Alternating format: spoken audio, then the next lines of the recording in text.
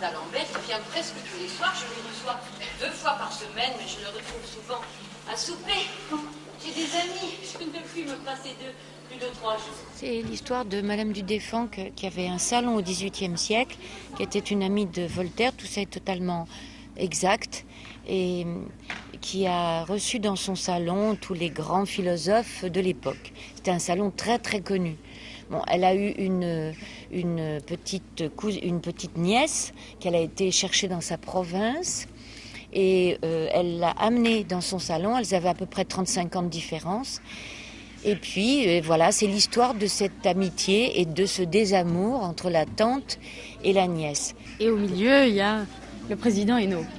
C'est le président du Parlement et qui était un peu le sponsor du salon de Madame du Deffand et qui était quand même un amoureux transi de Madame du Deffand, un ex, disons, voilà.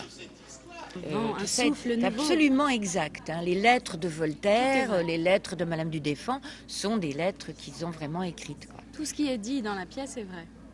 Ce monsieur Turgot, que vous a-t-il semblé de ce monsieur Turgot?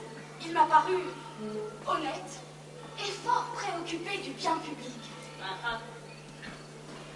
Un songe creux. C'est une tragicomédie. C'est très drôle parce que Madame du Deffand avait beaucoup d'esprit. La pièce de Briseville est très bien construite là-dessus. Mais c'est vrai que c'est l'histoire d'une tragédie. Quoi.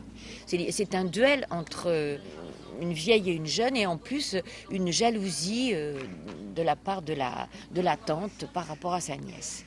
Il y en a une qui était pour la monarchie et l'autre qui était pour... Elle était progressiste, pour les idées libérales.